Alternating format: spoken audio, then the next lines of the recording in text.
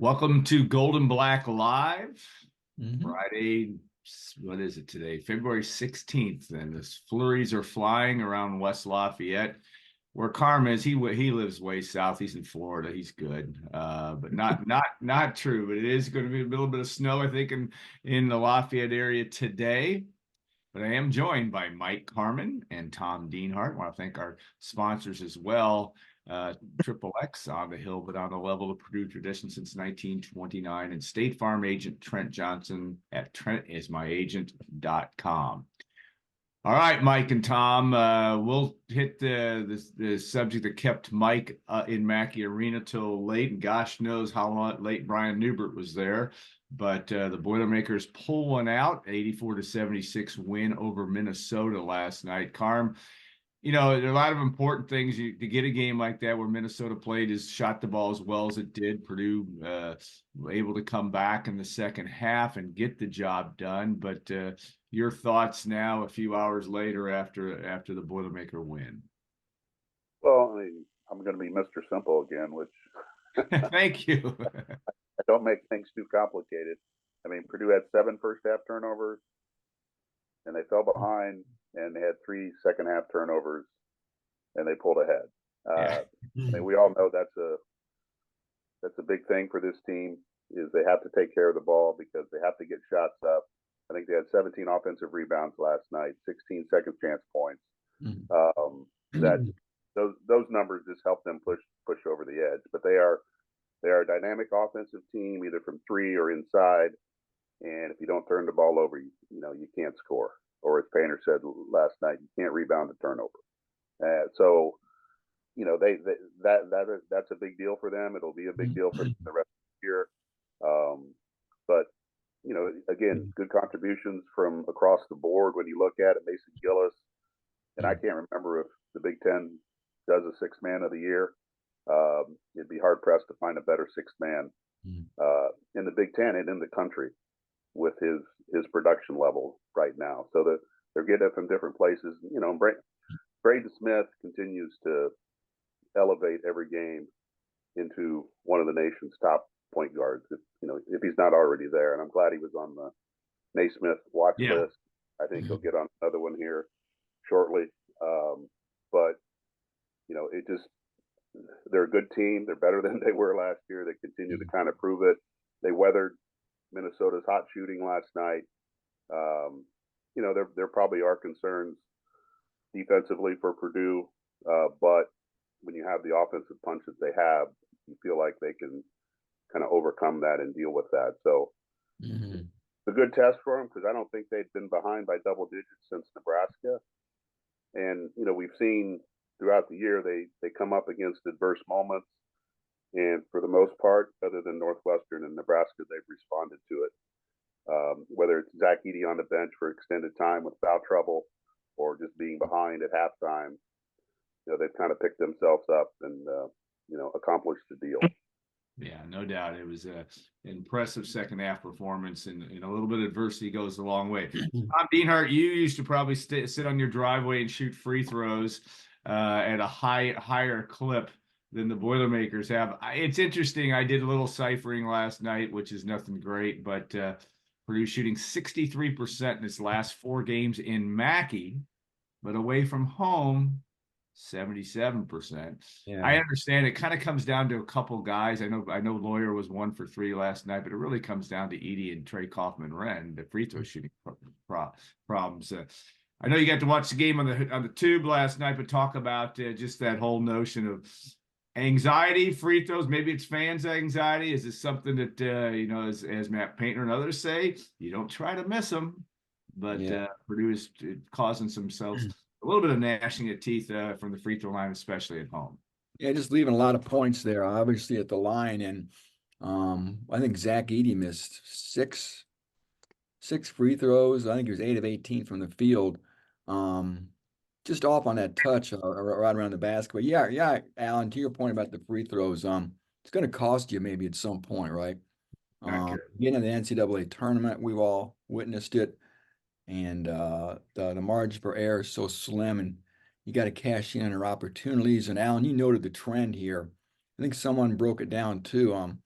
it continues to spiral downward for Purdue as far as their accuracy goes overall. So, and Zach Edey especially was so almost such a money man for such a big guy early on shooting free throws, and he's really sort of struggled to have a consistent touch of late.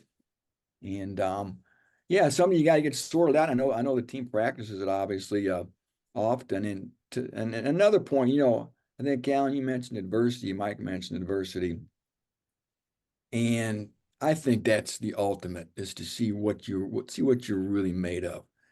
When you get punched in the nose and your knees are wobbling, you feel like the world's collapsing on you. What's your response? And that may be an over dramatization of last night, but to come back, you know, trail by 8 at halftime, win by 8, fall behind by 10 at one point in the second half, to keep steadying yourself against a Minnesota team that was shooting lights out, you know, says a lot. And sometimes it's, you know, fans don't like those nail biters, those harrowing conclusions or close games, but it's such a good experience for players to continue to have to navigate those types of situations.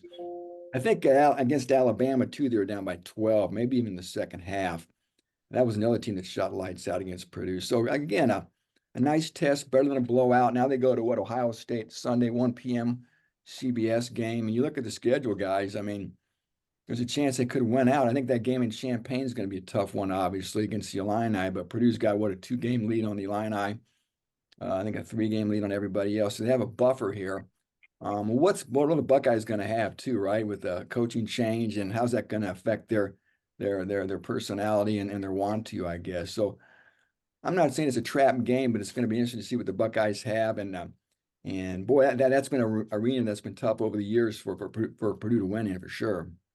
Yeah, it will be interesting to see with Chris Holtman's departure in the middle of the year, or not in the middle, toward the end of the year, but just a strange situation. Not surprising that they got rid of him, Mike. It didn't surprise you at all from that standpoint, but did it surprise you? It was early, before the season was over. I mean, or do you think something happened, or did I miss the memo on what did happen? Well, I think the memo is what happened is they've underachieved the last 2 years. Yes, no question. And they brought in really good recruiting classes, and they've had some guys leave for the portal. So the thing that surprised me is the timing. You just don't expect something like this in mid-February. Why not let it play out? And the other part, because of the dynamic at Ohio State with Gene Smith leaving at the end of the academic year, and they've already hired a new AE. I've read some stories of how it's going to work, but just the fact that it was allowed to happen. Yeah. Going AD pulls the trigger on firing a coach, and now the new AD is going to help hire the coach, but Gene Smith's going to play a role in that. It just seems really, really weird to have it go down that way. But I do think probably Holtman was going to be gone at the end of the year. So if you know that decision, then it's never just one game.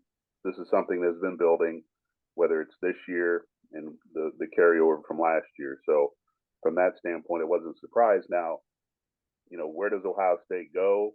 I mean, they're not going to go hire the top assistant at whatever. They're going to get a proven coach with the Big Ten. My theory is with the Big Ten and the SEC aligning in football and having all these committees, that the Big Ten is seen as a safe spot for coaches when you look at resources and stuff. So I think Ohio State will have a lot of interest from sitting head coaches that have record that they want to get their seat at the table before whatever happens in college athletics is going to happen here, where they want to be the place that has, the NIL money, the resources for staffing, the ability to recruit, facilities, and all that. And Ohio State can offer that. I think there should be a lot of interest from sitting head coaches right now for that job. Yeah, just a great job. Great job. You guys know the history there. Fantastic job. Yeah, Bruce Weber always said best job in the Big Ten. He said, Think about this. The 2 worst teams in the Big Ten are Ohio State and Michigan. Yeah. Has that ever happened? And what's going to happen to Juwan Howard too? I can't believe Michigan is as horrible as it is, and Ohio State struggled too. Again, I got so many memories of the Buckeyes beating the Boilermakers, and you think the roster of players, Jim Jackson, going back to Herb Williams, Troy Taylor, I'm down the line. Greg Ronnie Stokes. Yeah, Clark Kellogg. I mean, there's guys that are just in the titles, the Final Fours, unreal talent, just unreal support over there. So I think Mike's right. That's a plum job. There's going to be a long line for it. Yeah, Well, I think. yeah, Go the ahead, other thing Mike. about Ohio State and Michigan this year is Purdue kind of catches a break. They They did. go to Ohio State and then they go to Michigan. Yeah. With normal years, those would be, if you Yeah. got a split out of that, you'd be really happy. But now Purdue has a golden opportunity to win both of those games on the road and solidify itself in chasing the Big Ten championship. So the schedule's kind of, I think, going to work in Purdue's favor this year to kind of get another Big Ten championship. 18-2 or 17-3, maybe. We'll see. Yeah. Yeah, I think it's realistic. It's interesting though. Ohio State, of course, Michigan's well under 500. Ohio State 14-11, but 4-10 in the Big Ten. Mm-hmm. And as Matt Painter said last night, and we all know Ohio State's got talent. I mean, there is talent there, and they can provide some issues for Purdue on Sunday.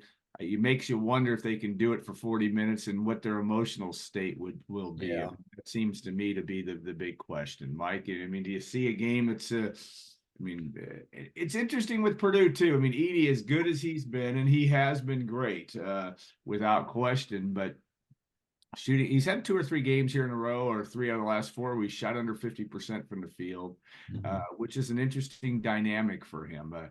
I guess first address the emotion of Ohio State, but then second, Zach Edey. I know he's not going to be sitting on the bench because he's not playing well, but he's not. Maybe is it Purdue not playing at its best yet? I actually asked you 3 questions in one statement, so go ahead, Mike. Fire away, my friend. I have a terrible habit of doing that. Go ahead. Well, most coaches say, "Well, I answered the last one first." I don't. I tend to do that. Sorry. I know there's going to be a little bit of emotion involved, but you never know with coaching changes. Were the players happy that there's a change made, or are they mad that a change is made, or have they already thought about getting in the portal? So, you know, you don't know that, but there will be a wave of emotion. I think probably early. You know, if they really like Chris Holtmann, then maybe they're going to go out and play for him a little bit harder. But you know, with Zach, he's getting the shots he normally gets. Are they calling every foul now? Probably not. But I do agree with Tom. The free throw situation, along with the turnovers, are a little bit concerning as far as when you get a tight game and being able to get to the line and hit that. So Zach, you know, he doesn't shoot well, but he's still an intimidating presence there. And you got to choose if you're going to play him man to man straight up, or you're going to bring a double. I think we saw a combination of both last night with Minnesota, playing him single coverage, but also bringing the double team. You know, Zach had some turnovers last night out of the double teams, and that's a little bit of concerning too. But I think Zach will be fine. You know, once he kind of gets comfortable, gets back to being comfortable again, and you know, kind of get in a rhythm offensively, then you know I think he can weather whatever's going on right now. All right, we're not gonna cry for Zach Edey and his ability at this point. 4 turnovers for Zach Edey last night. That was interesting. Boy, Tom, and from your viewpoint last night, one thing about Minnesota, Ben Johnson seems to have, and Brian talked about this as well, really have things going all the way. I'd like to be Mike Carmen's agent, but secondly, I would like to be Cam Christie's agent. He is really a good looking guy in terms of a player, and yet Ethan Morton shut him down in the second half. I thought one of the best things about the game for Purdue, at least if you're a Purdue follower, is the fact that Ethan Morton played well, but also Caleb Furst came in and did something for the first time in quite a while. And I think his confidence seemed to, at least watching the body language, seemed to really rise up. What other thoughts do you have on that subject? Yeah, I was going to mention first, you're right, when Zach got those fouls early on and Caleb came in, I think he finished with 5 points. And he got a hoop right away when he hit the court. So, you know what, man, it is hard when you're not playing. Yeah. It's just discouraging if you're a player. Maybe I'll speak for myself, but it's not as hard to keep your head in the game. You can start feeling sorry for yourself. Woe's me, I'm not playing. But that doesn't seem to be the case with any of these guys, right? Some of them had to check their ego and their pride at the door. You know, Mason Gillis coming off the bench. Yeah, Yeah, unreal. Mike talked about him. I think he's my favorite player on the team. The ultimate Swiss Army knife. You typically know what you're going to get from every night. He can do it all, man. And that's the guy I would take to a back alley brawl with me too. Um, so yeah, it's again, first was big, and Mike talked about the continued great play. Braden Smith, boy, people are always asking, well, how's this Purdue team different than last year's Purdue team? Well, there you go. Yeah. Braden Smith. I mean, Fletcher Lawyer has been way too up and down. But Braden Smith, boy, you can typically count on getting a pretty solid game from him every time out. Talked about Mason Gillis too. Lance Jones has been pretty consistent as well. And again, you can tell this team gets along and likes each other too. Ethan Morton, we have to put his post-game pressers on satellite radio now or subscription radio, but that's another guy, he seems like he's embraced his role. Maybe he's thrilled with that role. But again, that's another guy who's know your role, right? Yeah. He plays it with pride and he plays it hard. And again, that's not everybody wants to do that in life. And again, I take my hat off to those guys for being able to again buy into that whole team concept, to use some coach speak there. All right. I'm gonna give you a warning here, Mike, and ask a women's basketball question, and Tom will take a little football on our last question of this. Mike's other avocation, the last word, his which you can subscribe to, and it's excellent coverage and he's been doing it for centuries, if not decades, for Purdue women's basketball and Purdue sports in general. But make sure you check that out. But Purdue has won 2 out of his last 3. They're not going anywhere, maybe nowhere in the postseason, barring a miracle run in the Big Ten tournament. And yet they have another home game on Saturday. Then again, are things looking a little bit up just based on the fact that they scored went on a 27-0 run, 4 touchdowns, missing an extra point against Northwestern? Are things looking up? I mean, how do you see where Katie Gerald's program is right now, and how do you see it moving ahead? Well, I mean, when you win 2 out of your last 3 after you'd lost 7 in a row, yes, Yeah. Okay. are looking up, and their whole goal right now. So they've had to readjust their expectations this year. Everybody's kind of had to readjust to what they thought could happen this year. Maybe another incremental step, moving up in the standings, maybe get in the NCAA tournament outside the play-in game. None of that's really going to happen. So you have to readjust. And right now, the goal for them is just not to be playing on the first day of the tournament. And they have an opportunity with some home games against teams in their weight class. Yeah. And they got 2 road games against teams again in their weight class. So the opportunity there to move out of that first day is clearly ahead of them. They played really well at home. I wouldn't expect that to change. Just a matter if they have enough firepower to get it done. But when you look ahead on how their recruiting is going, who they've signed, who they've got commitments from, who they're looking at, more talent is coming. And I keep telling people, the best player on the team right now isn't even playing, Amaya Reynolds. I mean, she's a top 40, top 50 player coming out of high school. She had foot surgery at the end of her senior year. They've redshirted this year because they wanted the full 4 years out of her. She's getting some reps with the scout team. She's getting some reps with the starters. She's a dynamic player. She's an aggressive, elite type of athlete. And excuse my French, she's a badass on the court. She doesn't take crap from anybody. She gives it. She's one of those players that has a swagger to her, and she will really elevate the talent on this team. And then when you start adding the recruits they have coming in, and then the commitments and what they potentially could do in the portal this year, they're going to have to get in the portal. They're going to have to get a wing and potentially a post player to really push them forward. I think that's going to be the main thing to watch in the offseason for them is what can they get done in the portal, because they do need some help. They need some scoring help, but the talent is coming, and no one likes to be patient, but this program was not in a great shape when she took over, and all the circumstances involved in Katie becoming the head coach. And it's been a long climb back. I think they're going to get there, but there's still probably a year or 2 before they get to the level that maybe fans have been accustomed to and where they want to be. But better days ahead for them. But this year it's just about getting out of that first day of the Big Ten tournament, and they're going to have to win some home games here and to get that done. Tom, February might be the only month that you can kind of exhale in the wonderful world of football coverage. I don't know if that's fair. It's easy for me to say. You're doing the job. I'm not. So, but spring game has been set for April 13th. Spring ball is going to start and after spring break. Any other what other updates? What do you kind of, as you start to look ahead to spring ball? You got a lot of new players. What will be some of those top storylines that you're going to be following? First of all, you two guys are badasses. I know. Thank you. Yeah, Mike helps me out with football, and I tell you what, I guess things have slowed a little bit. It's a recruiting dead period right now. I think it opens back up March 4th, so nothing on campus or off campus at all. And you're right, Alan. I guess first up is March 7th is going to be Purdue's Pro Day. Yeah.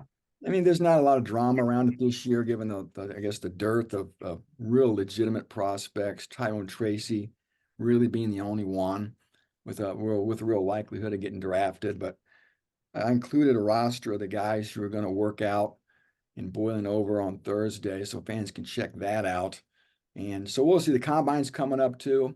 Tracy will be at the combine.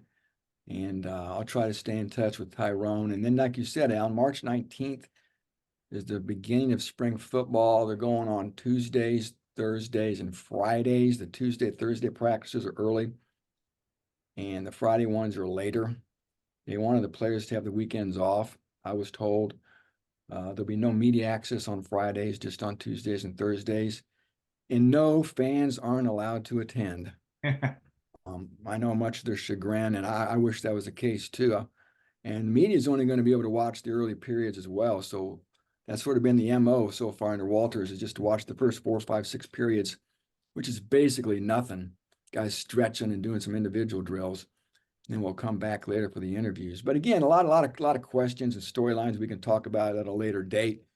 And been talking to the portal transfers, 14 guys, and be a chance to, I guess, to see what those guys look like in the full pads. So, Mike's covered a lot of spring footballs. You never want to get too excited about spring football.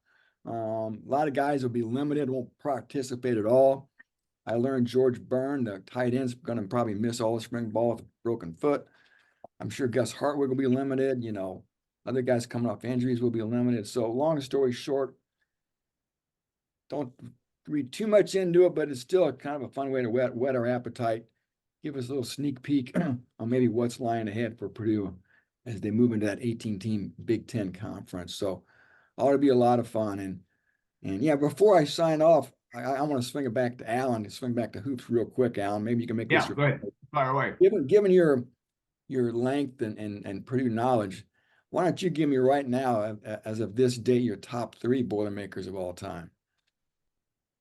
I can't imagine that Zach Edey. It's hard to put it in context, but I think Glenn Robinson, Zach Edey. I know John Wooden was good, but it was a little bit before my time. But I'll throw Rick Mount, Zach Edey, and Glenn Robinson together and mix them all up. You can't minimize that. What's the one? No, you give me the 1, 2, 3.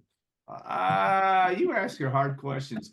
You don't have to. I don't want you to make anybody mad. If you're a 2-time National Player of the Year, I don't know how you're not number 1. And I know Glenn Robinson was Glenn Robinson, Rick Mount was Rick Mount, but this guy has really been special. And all are different for sure, No doubt, they're all different players, all extremely talented, but fans love those debates. That could be our LeBron versus Michael debate, and on this website. Yeah, and we'll get there.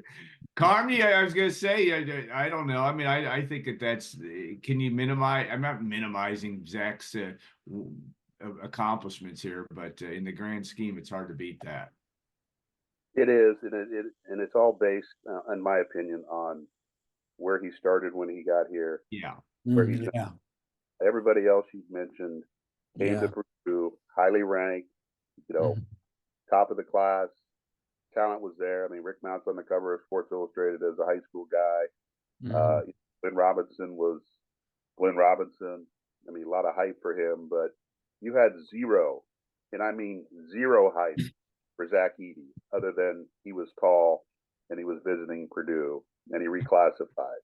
I mean, we all know the story. I mean, Painter wanted to redshirt him initially until they saw him on the practice floor and thought, no, we got to play this guy. But even going back to his freshman year, he played 20 minutes. He split time with Trevion Williams. He's picking up offensive fouls because he can't control his elbows. And it took him a little bit time to settle in. And once he did, he's taken off. I mean, there's different eras, Yeah. and everybody's going to have their opinion on who they think. Should the ball be, for a number one all time player, should the ball be in his hands more, like a guard, Yeah. like a Rick Pounder or something? Someone has to pass the ball to Zach Edey. Mhm. Not bringing up the floor, at least bring the ball up the floor, at least not yet. Maybe that's first. But it's just hard to wrap your head around what he's done Mhm. in the time he's done it and where he started and where he's at now. That to me, it's a remarkable story. It's got to be one of the better college basketball stories of the last decade or two, in my opinion, for a high profile program like Purdue. But he's been tremendous, and but it doesn't minimize those other guys and what they did at Purdue and the accomplishments that they had.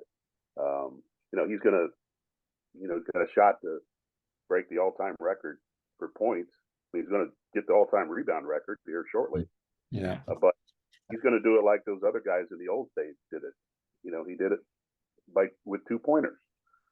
He has one 3-point in his career. So he's done it in a similar fashion to some of these other guys. But, it's a different age, a different, attention, and social media and all that has kind of magnified even more. Yeah, no doubt. And 3 more appearances in Mackey Arena for Zach Edey. If you're a Purdue fan, you'd best enjoy it because it has been an unbelievable ride to watch him play. All right, gentlemen, thank you so much for your expertise. It was stunning as usual, and that part we always know. But we'll be back shortly with the next segment and our special guest, a guy we all know, Orlando Ayton, is going to come and talk about, not only closing his restaurant, but his memorabilia sale on Saturday as well. So we'll have some fun with that. So stay tuned. We'll be back in a couple of minutes.